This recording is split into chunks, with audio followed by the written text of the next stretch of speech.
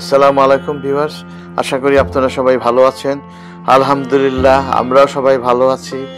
আজ আমি একটা রেসিপি, আমার গার্ডেনের লাল শাক ও মিশর থেকে আসা ফ্রোজেন নালি শাকের একটা রেসিপি আপনাদের শেয়ার করছি। আশা করি আপনাদের ভালো লাগবেন, আর ভালো লাগলে নাইস কমেন্ট করবেন। এখন আমরা নিয়েছি আমার গার্ডেনের লাল শাক, তারপরে আপনার ফ্রোজেন নালি শাক, অনিয়ন এবং গার্লিক, আর একটা লেবু আমরা কিনেছি, এটা বাংলাদেশ থেকে এসেছে। এখানে দাম পড়েছে বাংলাদেশি টাকা 400 টাকা। তো সেই লেবুটা দিয়ে আমরা শাকটা পরে খাবো। ইনগ্রেডিয়েন্টসগুলা ডেসক্রিপশন বক্সে দেওয়া আছে, আপনারা দেখে নেবেন। এখন আমরা রান্নাটা শুরু করছি।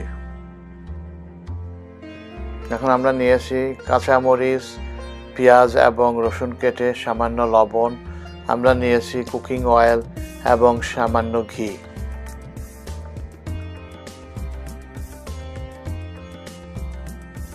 এখন আমরা একটা পাত্রের মধ্যে ফ্রোজেন নালি শাকটা প্যাকেটে বের করে একটা বাটির মধ্যে নিলাম।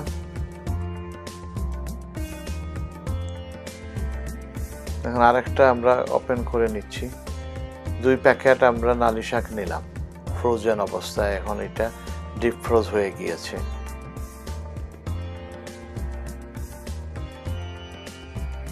এখন একটা কড়াই বসালাম। কড়াইতে আমরা 1 টেবিল চামচ কুকিং অয়েল দিলাম। তেলটা গরম হওয়ার সাথে সাথে আমরা 1 টেবিল চামচ ঘি দিলাম। ঘি যদি না পাওয়া যায় তাহলে বাটারও দেওয়া যেতে পারে। এখন আমরা কাটা পেঁয়াজ এবং কাটা রসুনগুলা দিয়ে দিব একে একে।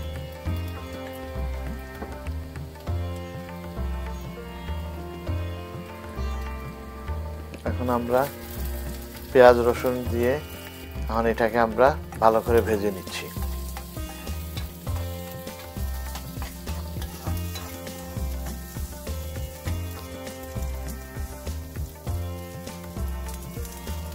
পেঁয়াজগুলো একটু নরম হলে আমরা কাঁচামরিচগুলো দিয়ে দিলাম।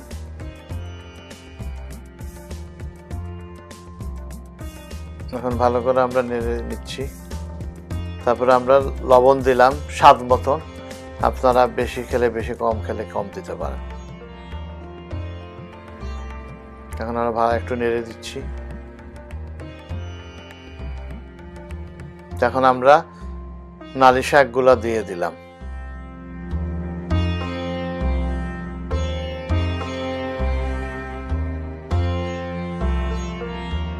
এখন ভালো করে নেড়ে মিশিয়ে নিচ্ছি।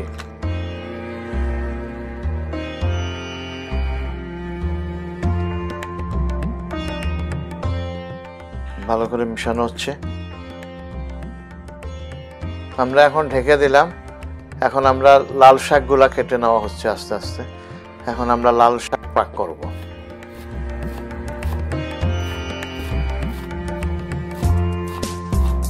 কুচি কুচি করে কাটা হচ্ছে।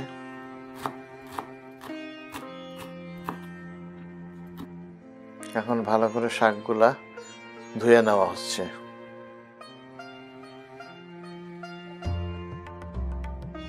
এখন আমরা একটা ছাঁকনির মাধ্যমে শাকগুলা ছেঁকে পানিগুলা ফেলে দিচ্ছি। এবং আর একটা কড়াই বসালাম আমরা। এখানে আমরা আরো 1 টেবিল চামচ পরিমাণ কুকিং তেল দিলাম। তেলটা একটু গরম হওয়ার পরে 4টা লাল শুকনো মরিচ দিয়ে দিলাম। এখন আমরা দিলাম রসুন কুচি এবং পেঁয়াজ কুচি।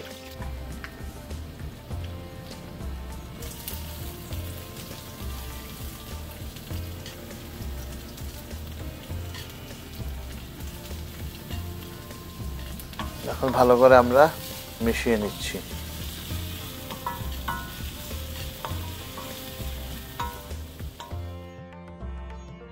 পেঁয়াজগুলো একটা নরম হয়ে এসেছে। এখন আমরা 3-4টা কাঁচামরিচ দিয়ে দিলাম।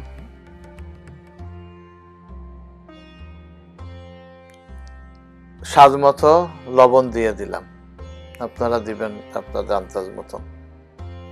এখন ভালো করে নেড়ে দিলাম। এখন লাল শাকগুলা দেওয়া হলো।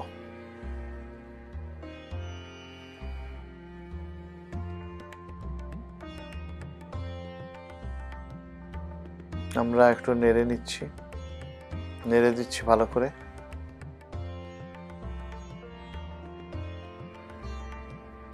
আমরা 7-8 মিনিট রান্না করার পর শাকগুলা নরম হয়ে গিয়েছে।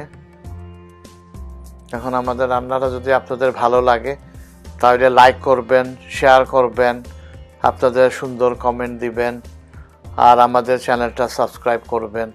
যারা অলরেডি সাবস্ক্রাইব করেছেন তাদেরকে অনেক অনেক ধন্যবাদ। Sabu food and tours, thank you.